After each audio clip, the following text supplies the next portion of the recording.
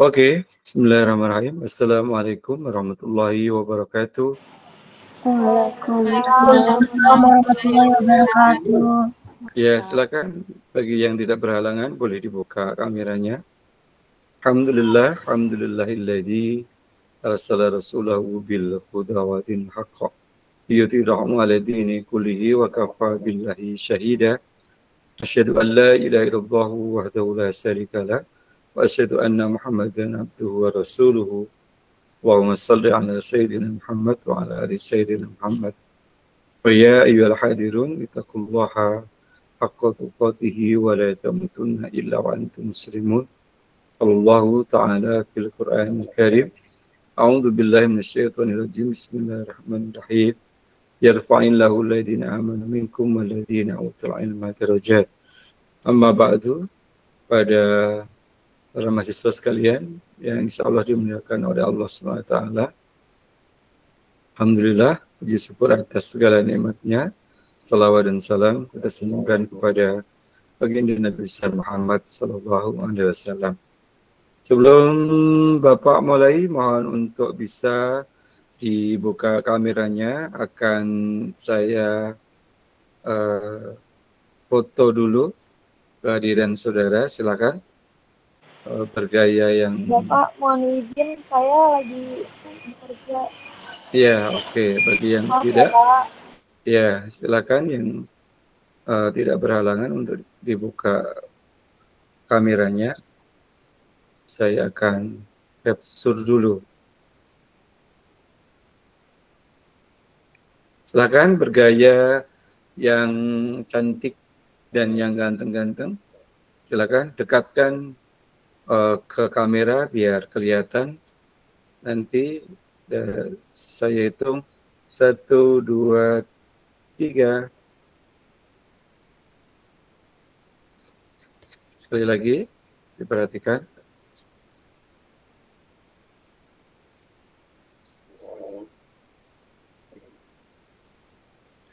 Jumat 19 9 15. Sekali lagi silakan dibuka, jangan ditutup dulu perkuliahannya.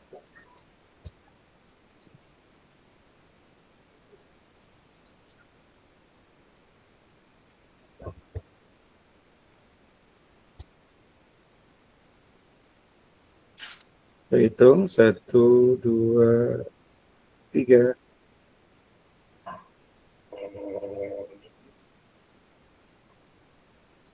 Ya, oke saudara, sebelum perkuliahan kita mulai, ada yang ingin saudara tanyakan terkait perkuliahan kemarin dan mungkin hal-hal tentang perkuliahan kita.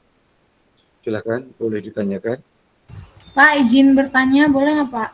Iya, boleh, silakan. Untuk tugas besar yang di pertemuan pertama itu kapan ya Pak ya? Kira-kira kan ada di posting tuh tugas pertama. Iya, sudah dimulai dari saat posting dan berakhir ada di dalam file itu, dibuka nanti akan ketemu kalau tidak salah sampai Oktober ya. Segera dikerjakan dan kemudian bisa dikirimkan jawabannya di Google Drive yang ada di Kulon, kuliah online. Itu sudah ada alamatnya. Menggunakan email Undira ya. Oke, ada lagi? Sudah Pak, cukup. Terima kasih banyak. Oke, sama-sama. Kita lanjutkan untuk materi hari ini.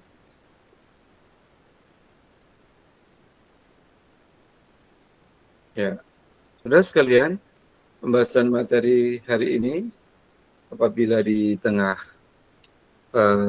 saya menyampaikan materi, kalau saudara ingin tanyakan, silahkan ya, ditanyakan saja.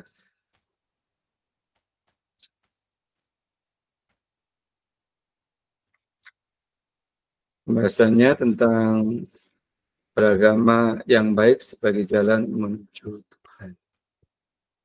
Sedangkan pada pekan besok kita sudah mulai online, yaitu ada tugas yang bisa saudara kerjakan, di antaranya ada kuis dan forum yang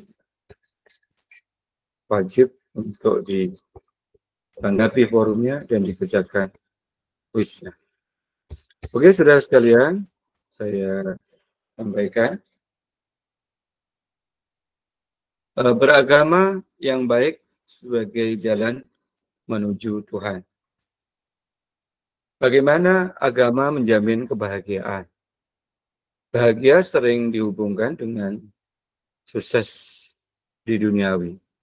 Orang yang meraih kekayaan, kedudukan yang tinggi, popularitas sering disebut sebagai orang yang berbahagia. Banyak orang yang berbahagia secara semu. Tidak sedikit di antara mereka yang sukses duniawi ternyata hidup menderita, bahkan hingga bunuh diri. Rasa bahagia berhubungan dengan suasana hati, yakni hati yang sehat atau qalbun salim. Sedangkan suasana hati hanya bisa diciptakan melalui iman dan mengikuti petunjuk Al-Quran. Ya, jadi ada beberapa banyak ya public figure ya, orang-orang yang terkenal di dunia pada akhirnya meninggal dalam keadaan tragis, padahal secara duniawinya kecukupan dan melimpah, kaya raya, juga punya kedudukan tinggi, popularitas. Kenapa? Dia bisa mengakhiri hidupnya dengan bunuh diri. Bunuh diri, ya itu tadi. Ternyata dia belum menemukan kebahagiaan. Kebahagiaan tidak diukur dengan tadi itu, kekayaan, kedudukan yang tinggi, popularitas. Tapi dalam hal ini, kebahagiaan itu ada hubungannya terhadap suasana hati. Tentunya hati yang sehat, yang disebut dengan qalbun salim. Kalau dia banyak harta, kedudukan tinggi, sementara dia tidak bahagia, boleh jadi hatinya yang tidak sehat. Sedangkan suasana hati hanya bisa diciptakan melalui iman dan mengikuti petunjuk Al-Quran. Suasana hati itu hanya bisa didapatkan dengan iman dan petunjuk Al-Quran itu sendiri. B. Menelusuri konsep karakteristik agama sebagai jalan menuju Tuhan dan kebahagiaan. Ibnu Qayyim al-Jauziyah berpendapat bahwa kebahagiaan itu adalah perasaan senang dan tentram karena hati sehat dan berfungsi dengan baik. Hati yang sehat dan berfungsi dengan baik bisa berhubungan dengan Tuhan, pemilik kebahagiaan. Untuk menggapai kebahagiaan itu mengharuskan adanya kondisi hati yang sehat, qalbun salim. Maka perlu kita lakukan adalah mengetahui karakteristik hati yang sehat dan cara mengobati hati yang sakit agar hati dapat kembali sehat. Hati yang sehat adalah hati yang tidak hati yang sehat adalah hati yang tidak berfungsi dengan semestinya. Salah ya. Hati yang sakit adalah hati yang tidak berfungsi sebagaimana mestinya. Fungsi hati adalah untuk ma'rifah kepada Allah, melihat Allah, mencintai Allah, rindu kepada Allah dan kembali kepada Allah. Jadi kalau suatu ketika kita ingin mendekatkan diri kepada Allah, ingin berjumpa dengan Sang Khalik, itu berarti ada tanda-tanda hati yang sehat, hati yang tidak terlena dengan tertutup dengan kesenangan duniawi. Faktor yang menyebabkan hati manusia menjadi sakit diantaranya ada banyak bergaul dengan orang-orang yang tidak baik. Saudara, ternyata ketika seseorang yang bergaul dengan orang-orang yang tanda kutip ya, maka bisa berakibat kita terpengaruh terhadap hal itu. Dalam agama itu, agama Islam diajarkan bagaimana kita memilih teman, memilih kawan. Seorang untuk melihat karakteristik seseorang itu bisa dilihat siapa kawannya. Kalau kawannya tukang minyak wangi, walaupun dia tidak menggunakan minyak wangi, setidaknya bau harum yang dia dapatkan. Kenapa? Karena temannya yang tukang minyak wangi itu. Kalau tuh teman kita seorang pencuri misalkan, perampok, perilaku maksiat lainnya, kita berteman dengan mereka walaupun kita tidak mengerjakan atau mengikutinya, tetapi imbas pertemanan itu bisa mengefek kepada kita. Maka bagaimana untuk terus supaya hatinya menjadi baik, bergaul dengan orang-orang yang baik tentunya. Yang kedua, at-tamani, berangan-angan. Berangan-angan identik dengan menghayal. Menghayal itu impian tanpa usaha dan ikhtiar. Angan-angan adalah modal para pecundang dan merugi. Angan-angan adalah mimpi orang yang tidur pada siang hari setelah bangun, dia sadar bahwa itu hanyalah mimpi. Kasus yang terjadi pada kebanyakan generasi Gen Z ya, ini hari-hari dipenuhi dengan media sosial. Bahkan ada di antara mereka yang terkontaminasi dengan judi online, misalkan ikut slot, saham, dengan berharap, berangan-angan supaya cepat kaya. Bahwa boleh jadi ada orang yang berangan-angan ingin kekayaan, menjual rumah, menjual tanah dan sebagainya, sehingga ternyata angan-angannya kosong, dimanfaatkan oleh orang lain. Berarti ini yang menyebabkan hati manusia menjadi sakit. Yang ketiga, mengantungkan diri kepada selain Allah.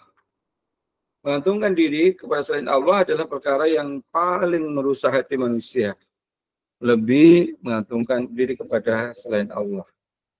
Jadi segala sesuatu bila karena lindas karena manusia, maka bisa ditimbulkan kekecewaan. Tapi bila apa yang kita kerjakan karena lillah, karena Allah SWT, maka kebahagiaan yang akan kita dapatkan. Saudara kuliah karena apa? Kalau karena manusia, maka akan kecewa. Tapi karena lillah ingin memerangi kebodohan, maka akan didapatkan kebahagiaan. Nanti dia kerja atau tidak kerja, sudah ada yang atur. Siapa? Allah. Karena dia menomorsatukan Allah.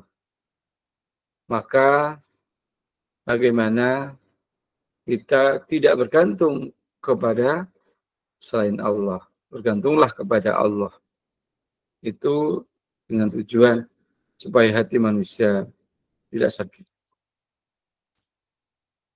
Selanjutnya yang menyebabkan sakitnya hati manusia adalah as-sab'u, terlalu kenyang. Kenyangan terbagi dua. Pertama, kenyang dengan barang haram, rizatihi, barang dimakan itu barang yang haram. Kenyang karena makan bangkai, darah, daging babi, anjing, burung yang punya cengkraman kuat, atau makan binatang yang bertaring. Kedua, kenyang dengan makan yang haram. Jadi memang zatnya memang sudah haram ya. Bangkai, darah itu mau di apapun juga haram, kecuali bangkai ikan dan belalang ya. Kemudian haram karena kenyang dengan makan yang haram. Misalkan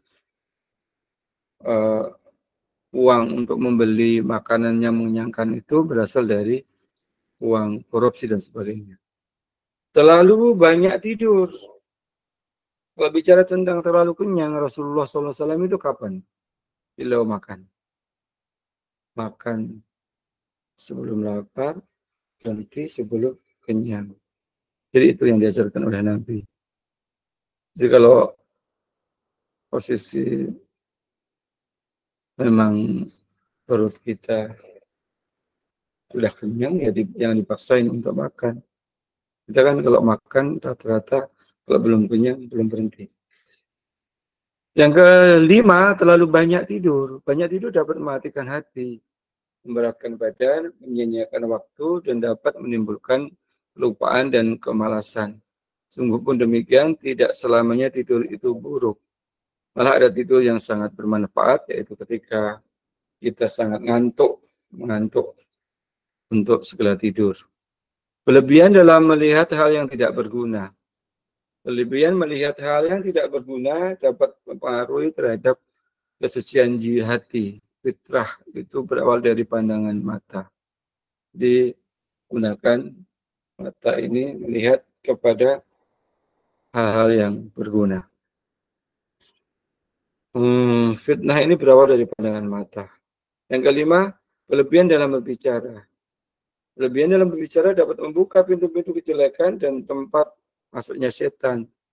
Mengendalikan berlebihan bicara dapat menutup pintu-pintu itu sendiri.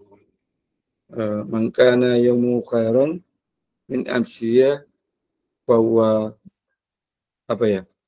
mangkana yang siapa beriman kepada Allah dan hari akhir, hendaklah ia berkata falyakun khairan aw liyasmut. Hendaklah ia berkata yang baik atau dia diam. Saudara sekalian yang berbahagia, maka selanjutnya adalah bagaimana kita memanfaatkan cara bicara kita dengan cara yang baik. Cara bicara dengan cara yang baik. Selanjutnya adalah manusia harus beragama dan bagaimana agama dapat membahagiakan umat manusia. Jika manusia hidup tidak sesuai dengan fitrahnya, maka manusia tidak akan mendapatkan kesenangan, ketentraman, kenyamanan, dan keamanan. Ujungnya tidak ada kebahagiaan. Fitrahnya manusia apa? Yaitu beragama. Manusia itu mau menjadi apapun, kalau di dalam hadis Nabi kan kullu mauludin yuladu al fitrah fa abawahu aw yuhawidanihi aw yunasiranihi aw yumajisanihi. Anak lahir ke dunia dalam keadaan fitrah suci. Dia mau jadi apapun, Yahudi, Nasrani, Majusi, itu tergantung dari orang tuanya. Jadi bagaimana fitrah manusia itu cenderung kepada hal yang baik, tentram, nyaman, aman gitu. Jadi hidup beragama itu adalah fitrah, dan karena itu manusia merasakan nikmat, nyaman, aman, dan tenang. Sedangkan apabila hidup tanpa agama, manusia akan mengalami ketidaktenangan, ketidaknyamanan, dan ketidaktentraman yang pada ujungnya ia hidup dan tidak bahagia.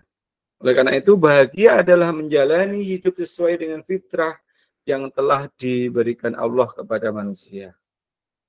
Nah, menjalani hidup yang telah difitrahkan oleh Allah SWT. Terus kalian yang berbahagia, lanjut bagian D.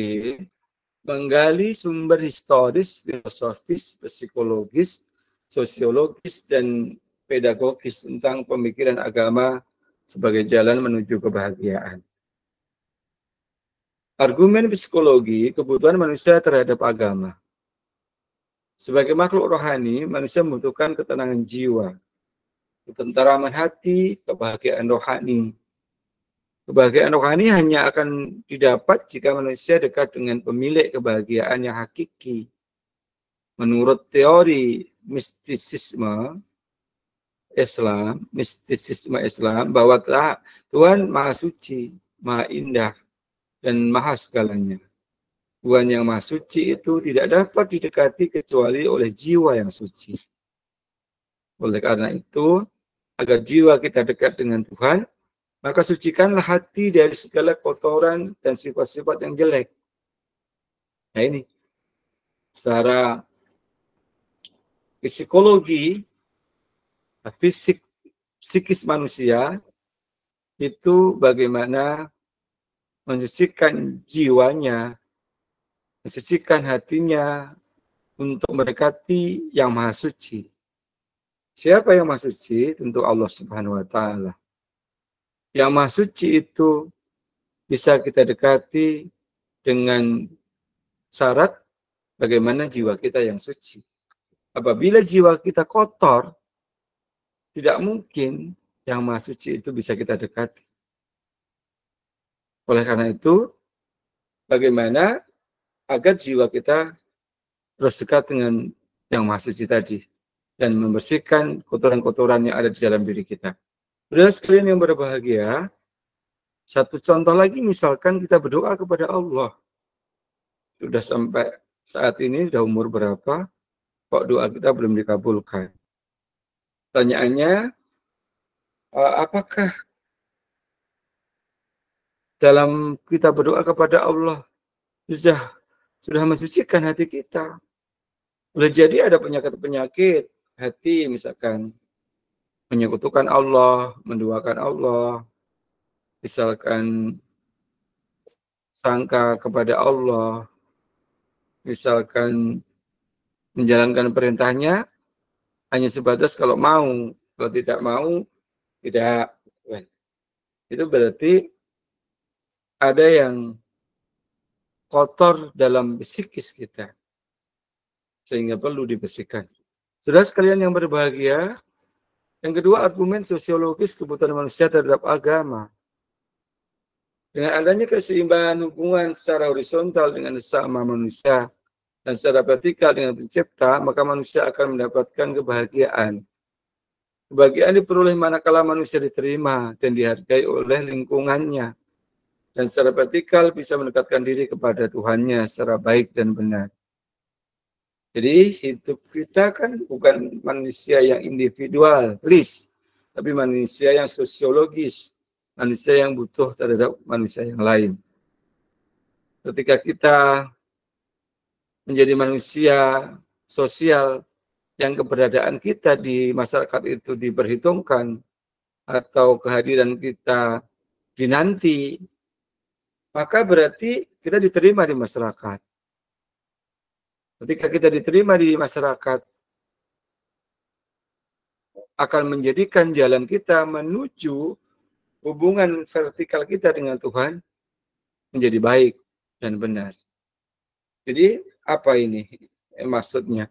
Jadi maksudnya tidak akan bisa berhubungan baik dengan hablum minallah kita, dengan Allah SWT, bila kita tidak mempunyai hubungan hablum minanas, kita tidak baik dengan manusia. Jadi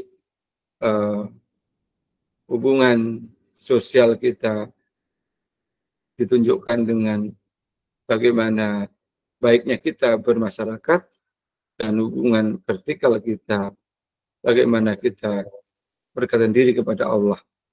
Maka dua-duanya harus dilakukannya. Mendekatkan diri kepada Allah untuk menggapai mardhatillah, itulah tujuan hidup manusia sebagai makhluk sosial. Karena manusia berusaha mendekatkan diri kepada Allah, maka disebut dengan manusia sebagai Abdullah, hamba Allah. Karena manusia berusaha menjalin hubungan secara produktif dengan sesama manusia dan lingkungannya, dengan cara membangun peradaban yang memajukan martabat manusia. Maka disebutlah manusia sebagai khalifatullah, pemimpin, dengan memposisikan diri sebagai Abdullah, sebagai hamba tadi, dan khalifah sebagai pemimpin secara integral dan seimbang, maka manusia meraih dan mendapatkan kebahagiaan lahir dan batin, atau yang disebut dengan rohani dan jasmani. Sebagai hamba, dia memposisikan sebagai abdi untuk mendekatkan diri kepada Allah SWT. Namun tugas itu juga ditambah dengan bagaimana tugas kita sebagai khalifatullah, pemimpin bagi alam ini.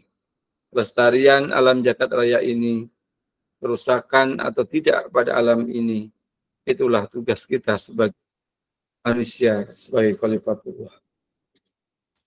Saudara sekalian yang berbahagia, dalam agama Islam kita mengenal tentang tauhidullah. Apa itu? Ukuran kebenaran agama sebelum Islam itu tauhidullah. Jika agama samawi yang dibawa oleh nabi-nabi sebelum Muhammad SAW masih tauhidullah, maka agama itu benar.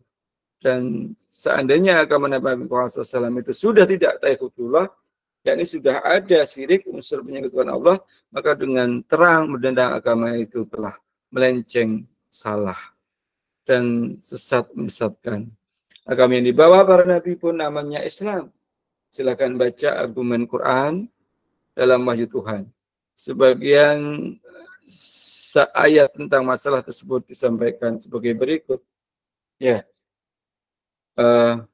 ukuran agama yang dibawa oleh para nabi sebelum Nabi Muhammad SAW itu adalah ukurannya tauhidullah, ketauhidan, keesaannya kepada Allah SWT. Yang disembah siapa? Kalau kemudian dia menyembah selain Allah, berarti pertanyaannya, agama itu bukan agama samawi atau agama tauhid. Agama yang boleh jadi berasal dari karya karsa manusia ketika menemukan secara mendalam dalam menentukan itu. Nah, ini di dalam ayat Al-Quran, barang siapa yang mencari agama selain Islam sebagai agama, maka tidak akan diterima di akhirat, termasuk orang-orang yang merugi. Ya. Wa may yabtaghi ghayra al-islam dinan falan yuqbal minhu wa huwa min al-khasirin. Jadi kalau ada orang mencari agama selain Islam, maka tidak akan diterima agama itu dan dia termasuk orang-orang yang rugi. Ali Imran surat ketiga 85. Yang kedua, sesungguhnya agama yang diridhai Allah itu adalah agama Islam. Inna dina indallahil Islam. Agama Islam. Yang ketiga, maka apakah mereka mencari agama selain agama Allah? Padahal hanya kepadanya menyerahkan diri kepada segala yang di langit dan di bumi. Maka dengan suka maupun terpaksa dan hanya kepada Allah mereka dikembalikan. Ketiga ayat ini menekankan, berikan keyakinan kepada kita bagaimana Islam itu agama yang diterima oleh Allah. Islam itu satu-satunya agama yang diridhai oleh Allah. Islam itu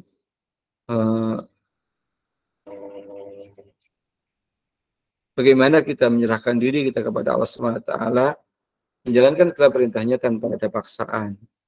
Insya Allah nanti akan bisa kita dapatkan kebahagiaan sendiri. Selanjutnya, setiap orang harus bersikap hati-hati bahwa tauhidullah yang merupakan satu-satunya jalan menuju kebahagiaan itu. Menurut Sayyid Hawa, hal yang dapat merusak manusia, hati manusia, tauhidnya manusia, diantaranya adalah sifat al-kibar, yaitu sombong.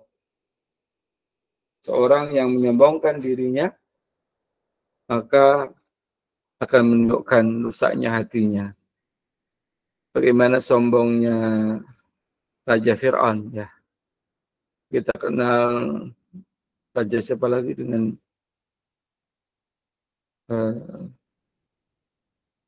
Namrud dan sebagainya. Kemudian ada sifat az-zulm, kezaliman, sifat al-kizb, kebohongan. Anda diajak berjual beli, transaksi, tetapi dengan cara yang tidak jujur. Anda kemudian tidak terima, rasa dizalimi, kemudian berlaku zalim kepada mereka.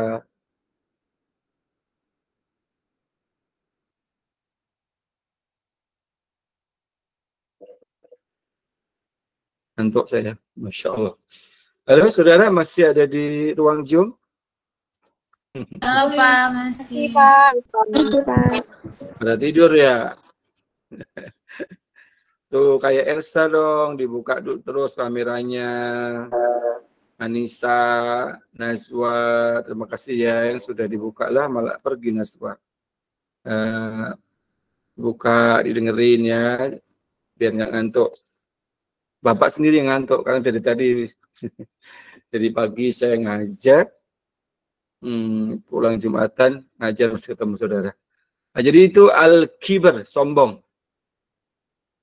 Elsa, halo Elsa. Ya, Pak. Nomor 2 apa? Elsa, nomor 2. Bisa dibaca nomor 2? Sifat azum, kezaliman, dan sifat al-kiz, kebohongan. Iya. Jadi yang bisa merusak terhadap kebahagiaan itu adalah kezaliman. Zalim. Kalau zalim itu ya contohnya misalkan ya menempatkan sesuatu tidak pada tempatnya misalkan gitu ya. Berbuat aniaya kepada orang lain atau diri sendiri. Kemudian al-kizib itu kebohongan. Kalau kita melihat terhadap hadis Nabi kan dijelaskan ayatul munafiki salah satu tanda-tanda orang munafik itu ada 3. Ida hadasa kadaba. Bila berkata dia berdosa. Wa ida wa'ada alafa. Bila berjanji dia mengingkari janji. Wa ida tumina khona. Bila diberi amanat dia berkhianat. Itu. Berarti jangan bohong. Nah, contoh kalau berlaku mahasiswa misalkan tidak masuk kuliah, membohongi kepada dosennya, berarti tidak dibenarkan. Yang ketiga, coba dibaca Anisah. Anisah nomor 3 apa tuh? Yang nomor 3 itu ada sikap al-ifsad, melakukan perusakan. Iya.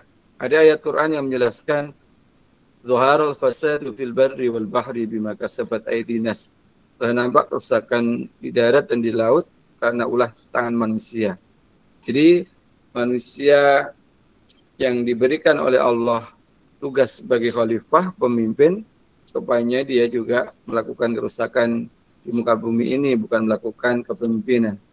Itu tidak dibenarkan ya. Itu juga yang bisa rusak dengan hal sebagai berikut. Karena lupa. Karena al-ifsad, kerusakan. Yang keempat, coba Nazwa Zahliyah. Yang keempat ada sikap al-ghaflah, lupa. Iya, lupa. Iya, ada orang yang sering lupa. Al-insanu ma'ahalu khata'i wa nisan. Manusia itu tempatnya kesalahan dan kealfaan. Lupa. Tapi kalau sering lupa ya tentu tidak dibenarkan. Lupa karena bayar hutang gitu. Lupa karena nggak mengerjakan kewajiban. Oke. Selanjutnya ada Nur Elisa. Nomor 5 apa Nur? Nomor 5 al-ijram, berbuat dosa. Iya, itu juga akan merusak, berbuat dosa. Sekecil apapun perbuatan dosa yang kita lakukan, Allah akan balas. Sekecil apapun kebaikan yang kita lakukan, juga Allah akan membalasnya. Wa may ya'mal misqala dzarratin khairan yarah, wa may ya'mal misqala dzarratin syarran yarah. Kemudian yang kelima, siapa ini yang buka kameranya? Kok pada tidur nih? Halo? Coba Rahmita. Yang keenam ya, Pak. Iya. Sikap ragu menerima kebenaran. Ya. Kadang-kadang kita ragu ya menerima kebenaran. Benar nggak yang disampaikan dosen kita? Benar nggak yang disampaikan oleh ayah dan ibu kita? Sering ragu. Contohnya nak, belajar, semangat, kuliahnya, nggak usah mikirin biaya. Semangat, walaupun kita mungkin sampai saat ini belum kelihatan biayanya, tapi kalau saudara semangat, insya Allah Allah akan berikan jalan. Kadang gitu, seperti itu. Tapi kitanya saja yang ragu. Benar nggak nanti saya selesai kuliah dan sebagainya? Semangat, insya Allah pasti ada jalan. Ketika kita punya semangat, ketika kita punya keinginan, pasti Allah akan berikan jalannya. Kemudian kita lanjutkan pada bagian E, mendeskripsikan esensi dan urgensi komitmen terhadap nilai-nilai tauhid untuk mencapai kebahagiaan. Dalam mencapai kebahagiaan itu ada beberapa hal, diantaranya yang harus kita miliki. Coba nilai-nilai universal yang perlu ditanamkan dan dikembangkan menjadi roh kehidupan itu adalah nomor 1, Kartina. Apa Kartina? Nomor 1. Amanah, Pak. Apa artinya amanah? Dapat dipercaya. Iya, dapat dipercaya. Jadi kalau Kartina ketika kuliah offline misalkan berangkat dan pulang, orang tua tentu tahu ya. Jangan sampai ada yang beralasan tertentu, misalkan kuliahnya libur, dia masuk karena orang tua tidak paham, sementara dia janjian dengan seseorang atau siapa, atau temennya main dan sebagainya. Berarti tidak mempunyai kejujuran di dalam dirinya. Maka kejujuran itu harus kita tanamkan dalam nilai-nilai universal yang perlu ditanamkan dan dikembangkan menjadi roh atau manusia, menjadi roh kehidupan kita. Yang kedua, apa Miftahul?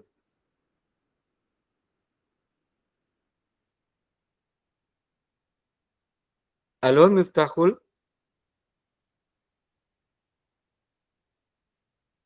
Miftahul Iya Pak, kemana? maaf Pak.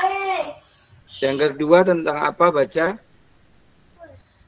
Al adalah secara Ya. etimologis artinya keadilan. Keadilan dalam perspektif Islam adalah adanya keseimbangan antara hak dan kewajiban. Iya. Haknya Miftahul sebagai mahasiswa apa? Haknya. Sesuatunya didapat. Hak saya sebagai mahasiswa kan saya bayar juga ya Pak ya. Jadi saya punya hak untuk minta untuk diajarin misalkan apa? Miftahul itu adiknya ya? Iya Pak, maaf ada anak tetangga jadi sebelah main di sini. Maaf banget Pak. Oh gitu. Nggak apa-apa. Bagus itu. Berarti namanya sudah punya jiwa keibuan. Amin. Jadi nanti kalau jadi ibu sudah pinter ya. Jadi bukan wajahnya saja yang keibuan. Oke, jadi Allah adalah adil. Jadi adil menempatkan keseimbangan antara hak dan kewajiban. Kemudian lanjutnya. Bapak, saya izin bertanya dong. Ya, oke, silakan Anissa. Ya. Kan tadi itu kan katanya adalah keadilan. Itu bagaimana kita mengetahui apakah sesuatu itu adil atau tidak? Oh gitu ya.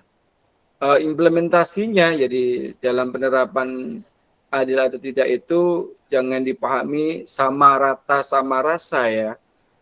Anissa misalkan anak keberapa, mohon izin? Anak keempat dari 5 bersaudara. Iya. Adik Anissa kuliah atau kerja atau sekolah? Adik saya masih sekolah. Ya, ketika ayah dan ibu memberikan uang saku kepada adik kita yang masih SD atau SMP misalkan, atau masih SMA, diberikan uang yang sama dengan kakaknya Anissa yang kuliah. Pemahaman kita itu adil itu, diberikan besarnya yang sama. Nah, sementara kan tentu anak yang mahasiswa dengan anak sekolah setelah kebutuhannya juga berbeda, biayanya lebih besar. Bagaimana seseorang itu mereka sudah berlaku adil? Ya, dia setidaknya menempatkan antara hak dan kewajibannya secara proporsional ya, maksudnya keseimbangan, jangan berat sebelah. Jadi gitu. Mohon izin kalau dalam kaitannya sebagai seorang pemimpin misalkan, maka menegakkan keadilan itu antara masalah hukum tidak tumpul ke atas, tapi tajam ke bawah tidak. Tapi bagaimana hukum ya mereka yang seorang koruptor ya hukum dengan aturan yang ada, bukan hanya kepada koruptor yang kelas-kelas kecil, teri apa itu namanya, tetapi pada koruptor yang kelas kakap tidak tersentuh misalkan. Berarti pemerintah tidak menunjukkan keadilan. Orang tua yang memberikan misalkan kebutuhan kepada anaknya tidak sesuai dengan kebutuhan yang ada dengan alasan sistem adil yang sama juga tidak dibenarkan. Intinya ya adil adalah bagaimana menempatkan sesuatu sesuai dengan porsinya masing-masing. Jadi gitu, Anissa. Baik Pak, terima kasih. Ya, coba sekarang siapa ya? Husri. Husri tadi udah baca belum Husri? Belum Pak, belum. Husri ini nomor 3, tolong dibaca Husri. Ya Pak. Al-Hurriyah. Kebebasan manusia dalam berkehendak dan mewujudkan kehendak dengan perbuatan adalah hak asasi manusia. Manusia mempunyai kebebasan untuk berpikir dan mengembangkan pemikirannya lewat ilmu, filsafat atau pembaharuan pemahaman terhadap agama. Kebebasan berpikir merupakan sarana untuk melahirkan gagasan-gagasan besar untuk memajukan peradaban manusia. Peradaban yang maju tentu berawal dari gagasan-gagasan besar yang diwujudkan dalam bingkai iptek. Di samping mempunyai kebebasan berpikir, manusia juga mempunyai kemerdekaan dalam berserikat, berpolitik, dan menyampaikan aspirasinya melalui saluran-saluran yang benar secara hukum. Kemerdekaan berserikat, berpolitik, dan berpartisipasi dalam organisasi yang diikuti merupakan ciri masyarakat madani. Ya, terima kasih Mas Husri yang sudah membaca. Semoga menjadi ibadah ya, keikhlasan yang membaca. Pak, maaf boleh tanya nggak Pak tentang Al-Hurriyah ini? Ya, silakan Miftahul. Maaf ya, sedikit mengganggu Pak, maaf. Jadi di sini kan dijelaskan bahwa ini kebebasan ya Pak. Berarti kebebasan ini kan ada banyak konsepnya ya Pak. Kalau dilihat ya, kalau kita baca secara teori kan banyak konsepnya. Jadi di sini kan yang dimaksudkan kebebasan. Jadi bagaimana menurut Bapak ya sebagai pengertian dari kebebasan ini dapat mempengaruhi kehidupan individu, begitupun di masyarakat. Itu kira-kira gimana ya Pak? Terima kasih. Ya. Sama-sama. Miftahul, ketika kita hidup di negara NKRI, Negara Kesatuan Republik Indonesia, yang diberikan oleh pemerintah untuk kebebasan berpendapat, kebebasan berekspresi, kebebasan untuk berpikir, gitu. Banyak kebebasan ya, kebebasan hidup, berumah tangga, punya keturunan, menjaga harta kita, gitu kan. Itu diberikan kebebasan. Tetapi kebebasan berada di Negara Kesatuan Republik Indonesia ini dibatasi. Pemerintah punya aturan. Kamu jawab nih, berarti nggak bebas dong.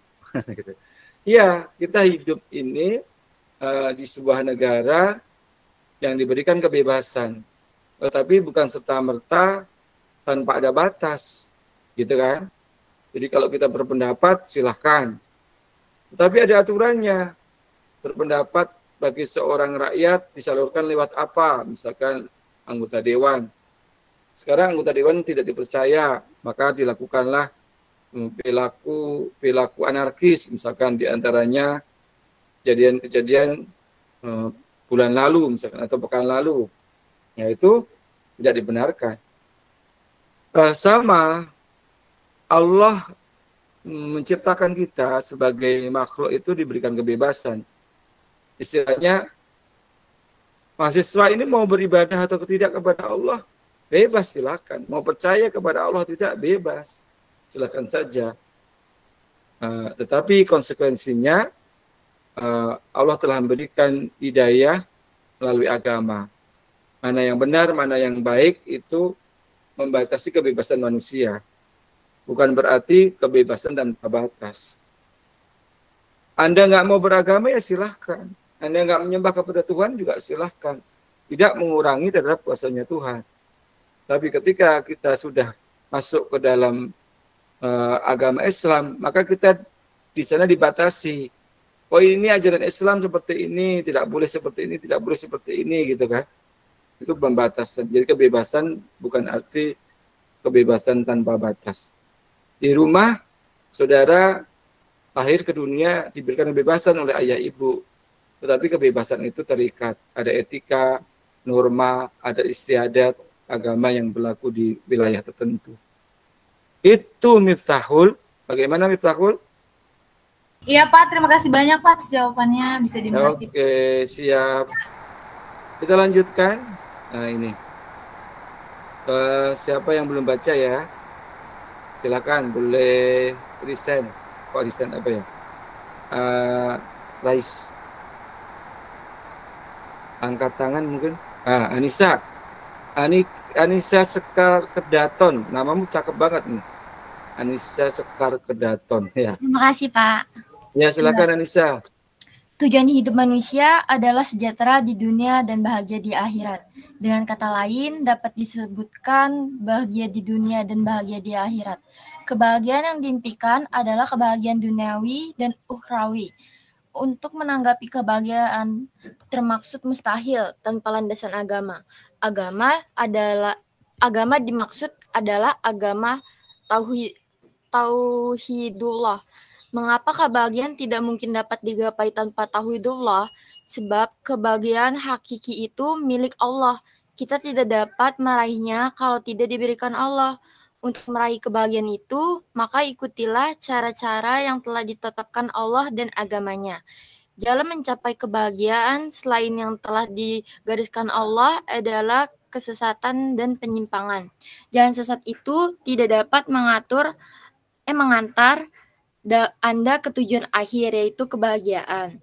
Mengapa jalan selain yang telah ditetapkan Allah sebagai jalan sesat? Karena di dalamnya ada unsur syirik dan syirik. Mengapa jalan selain syirik adalah syirik dan syirik adalah landasan teologis yang sangat keliru dan tidak diampuni. Jika landasannya salah, maka bangunan yang ada di atasnya juga salah dan tidak mempunyai kekuatan alias rapuh. Oleh karena itu, hindarilah kemusyrikan supaya pondasi kehidupan kita kokoh dan kuat. Landasan itu akan kokoh dan kuat kalau berdiri di atas tauhidullah. Terima kasih. Yes, makasih ya Anissa. Jadi tujuan hidup kita adalah menuju kebahagiaan, baik bahagia di dunia maupun di akhirat. Dunia ini kehidupan yang fana ya, akan hancur, tapi kebahagiaan yang abadi adalah akhirat. Di dalam mencapai kebahagiaan hakiki, tentunya kebahagiaan dengan cara yaitu tauhidullah, yaitu mengisahkan kepada Allah Subhanahu wa taala. Jadi kebahagiaan itu kan di dunia maupun di akhirat. Di dunia itu kan sifatnya sementara. Yang abadi di mana? Di akhirat. Maka carilah negeri dunia sebagai jalan menuju kebahagiaan di akhirat. Ada yang mau nanya tentang hal ini? Kemudian masuk ke dalam rangkuman tentang kontribusi agama dalam mencapai kebahagiaan. Oke, silakan Miftahul, tolong dibaca nih Miftahul. Baik Pak, saya bacain ya Pak. Kebahagiaan dalam Islam adalah kebahagiaan autentik, lahir dan tumbuh dari nilai-nilai hakiki Islam, dan mewujud dalam diri seseorang hamba yang mampu mewujudkan sifat tobat atau melakukan introspeksi dan koreksi diri untuk selalu berpegang pada nilai-nilai kebenaran ilahi, mensyukuri karunia Allah berupa nikmat iman, Islam, dan kehidupan, serta menjunjung tinggi kejujuran, kebenaran, dan keadilan, dalam menjalani kehidupan pribadi, sosial, dan profesional. Pada sisi lain, kebahagiaan ini menjadi tidak lengkap jika mewujud dalam kehidupan konkret dengan jalan membahagiakan orang lain. Terima kasih, Iya. Pak. Oke, terima kasih Miftahul ya. Miftahul ikut Paskibra ya? Enggak. Kenapa, Pak? Maaf, Pak. Dulu waktu sekolah ikut eskul Paskibra. Enggak, Pak. Kebetulan enggak ikut karena tingginya kurang. Pendek saya, Pak. Ikut apa dulu? Waktu dulu ikut apa? Eskulnya? Dulu saya ikut eskul drum band, Pak. Oh, drum band. Oke. Bawa itu tuh yang gede tuh ya. Ya, jadi saudara sekalian, kebahagiaan Islam itu adalah tentu intinya adalah bagaimana kebahagiaan itu sudah didapatkan dengan cara yaitu untuk mencari kebahagiaan melalui agama. Di sana tentu ada kenikmatan yang tiada tara, di antaranya adalah nilai-nilai kebenaran ilahiyah, tumbuhnya sifat syukur, kemudian nikmat iman, Islam, kehidupan serta menjunjung tinggi kejujuran, kebenaran, dan keadilan dalam menjalani kehidupan pribadi, sosial, dan profesional. Jadi, saudara sekalian yang berbahagia, bagaimana agama itu adalah menjadi kebahagiaan yang memang kita dapatkan dalam kehidupan sehari-hari ini dengan kebenaran. Semoga kita istiqomah dalam agama kita, tidak terpengaruh terhadap arus globalisasi saat ini yang bisa mengikis terhadap keimanan kita beragama. Saya yakin di luar sana perjalanan kita semakin terjal. Boleh jadi di antara saudara ketemu dengan laki-laki yang tampan, yang pinter, misalkan alim, tetapi beda keyakinan, misalkan non-muslim. Sementara kita ingin menjalin rumah tangga dengan cara yang benar. Nah, di sini ini tantangan. Tantangannya apa? Ketika kita sudah istiqomah tentang agama Islam yang kita yakini, ternyata ada orang yang hadir di tengah-tengah. Kita ingin menjadikan istri tapi non-muslim. Nah, mau apa tidak? Kemudian kita diuji oleh Allah SWT. Sementara kita sendiri sudah meyakini tadi itu. Tidak ada agama yang diterima selain Islam dalam konteks penjelasan materi ini. Di agama yang benar tentunya sebagai kita umat Islam adalah agama Islam. Kalau memang ada agama lain yang mengatakan yang benar adalah agama saya, ya silahkan. Maka disitulah letaknya bagaimana Islam membatasi. Lakum dinukum waliyadin, untukmu agamamu dan untukku agamaku. Ya udah silahkan. Saudara beragama sesuai dengan keyakinan saudara, kepercayaan saudara. Yang terpenting kita hidup di dalam bingkai kebinekaan itu harus tetap rukun, damai di antara kita. Bisa dipahami saudara sekalian? Bisa, Pak. Oke, sekarang silakan yang mau tanya. Kalau ada yang mau unak-unak ditanyakan. Boleh. Nazwa mau tanya, Nazwa? Enggak, Pak, udah jelas. Oke. Kalau sudah jelas, Bapak absen ya? Oke, Bapak absen. Jangan lupa dibuka kameranya. Mana absen? Saya harus stop dulu ya.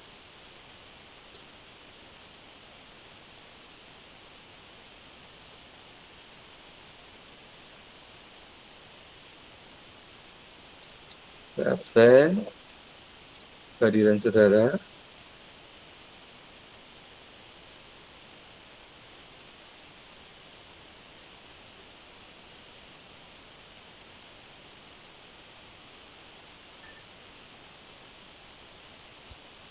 Ya, dari Davinah Rizkia, ada? Hadir, Pak, hadir. Ya, Fajri Ar-Rahman.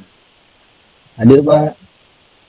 Anissa Afra Wirahma. Hadir, Pak. Elsa Rahmalia. Hadir, Pak. Andri Erlangga. Hadir, Pak. Ananda Bagus Kusuma.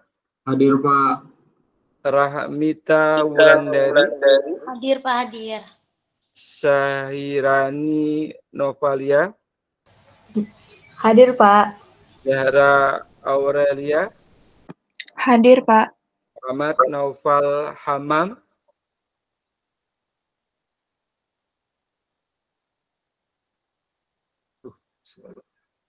Aduh, maaf.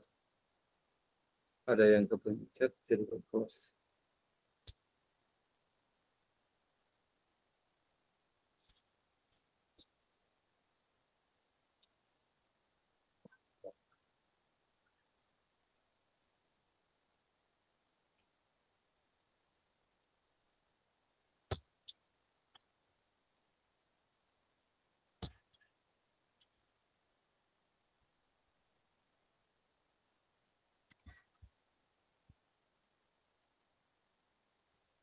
Kemudian Muhammad Naufal Sabri.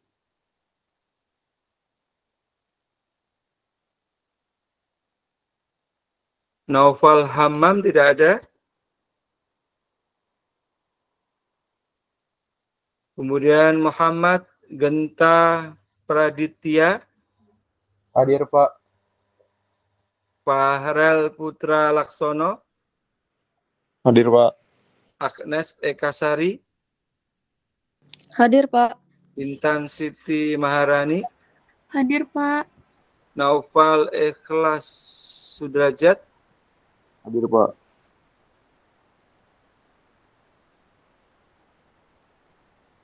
Rismawati. Hadir, Pak. Cynthia Mutiara Putri. Hadir, Pak. Bunga Laura Gustina Putri. Hadir, Pak. Rafli Kirana. Hadir, Pak. Rizkia Roscandani. Hadir, Pak. Sabrina Mutia Alaida. Hadir, Pak. Miftal Huljana. Hadir, Pak. Risalatun Naimah. Hadir, Pak. Syafira Putri. Hadir. Ridho Ramadan. Saya, Pak. Sindu Wiranata Priyanto. Hadir, Pak. Rizka Septia. Hadir, Pak. Febrianti Nurul Falah. Hadir, Pak. Ustri Aziz Hamzah. Hadir, Pak. Hadir. Injagi Arsendi Fahrezi. Hadir, Pak. Hadir. Yuntika Dia Agustina. Yuntika Dea Agustina. Tidak hadir. Rizky Melani Saputri Ramadhan. Pak. Mias Fitra Al-Hikmah. Hadir, Pak. Najwa Zahlia Faiza. Hadir, Pak. Kartina Pidianti. Hadir, Pak. Azhara Trifebi Ningtyas. Hadir, Pak. Eka Satria Pandika. Hadir, Pak. Kezia Yantiara. Hadir, Pak. Sultan Halabi. Hadir, Pak. Nur Elisa Putri. Hadir, Pak. Ainun Mardiah. Hadir, Pak. Alif Anwar Saputro. Hadir, Pak. Naswa Maharani Putri. Hadir, Pak. Robi Yahya. Saya, Pak. Muhammad Rizki. Hadir, Pak. Dena Husena. Hadir, Pak. Aulia Lestari. Hadir, Pak. Sabrina Fadilah. Hadir, Pak. Ahmad Uban Naufal. Hadir, Pak. Jenny Fiatanadi. Hadir, Pak. Azizah Dwi Putri.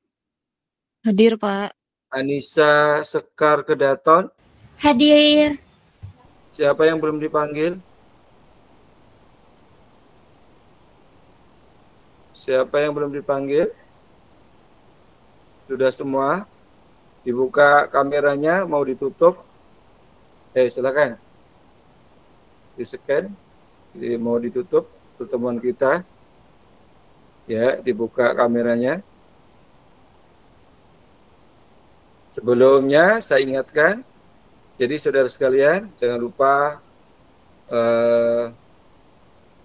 tugas besar 1 dikerjakan sesuai dengan petunjuknya dan dikirimkan melalui Google Drive yang ada di Kulon. Di Kulon sudah dijelaskan, ada link Google Drive-nya, saudara kirim di sana, dan bagi pengirim 10 pertama akan mendapatkan tambahan poin untuk nilainya. Jadi segera dikirimkan, tidak usah nunggu kapan mau dikirimkannya. Tidak usah nunggu temannya, silakan dikirimkan. Rizky Melani, fotonya mana? Rizky, ya, ayo silakan. Injagi, Sena, dilihat fotonya yang keren, yang cakep. Saya screenshot terakhir. 1, 2, 3.